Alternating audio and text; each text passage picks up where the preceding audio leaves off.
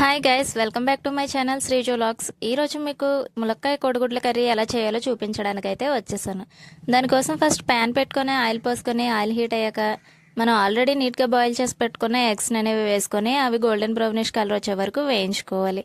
అలా వేగిన తర్వాత అదే ఆయిల్లో సన్నగా తరిగిన ఉల్లిపాయలు, పచ్చిమిరపకాయలు కూడా వేసుకొని ముక్కలుగా కట్ చేసుకున్న మన మునక్కాయ ముక్కలను కూడా వేసుకొని అవి రెండు బాగా ఫ్రై అయ్యే వరకు ఫ్రై చేయాలి.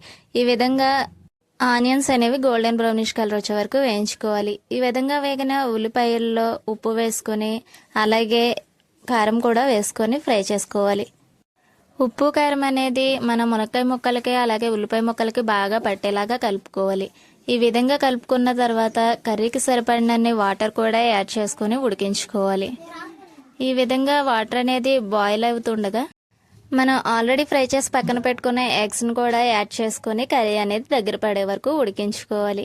ఈ విధంగా కర్రీ దగ్గర పడిన తర్వాత కొత్తిమీరతో గార్నిష్ చేసుకొని వేడివేడి అన్నంలో వేసుకొని తింటే యమ్మీ అండ్ టేస్టీ ములక్కాయ కోడిగుడ్ల కర్రీ అనేది రెడీ అయిపోతుంది. చూసారు కదా, వీడియో నచ్చితే లైక్ చేసి సబ్స్క్రైబ్ చేయండి.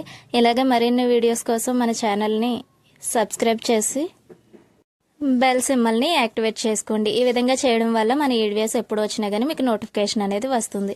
చూసారు కదా, thank you for watching guys. Bye bye.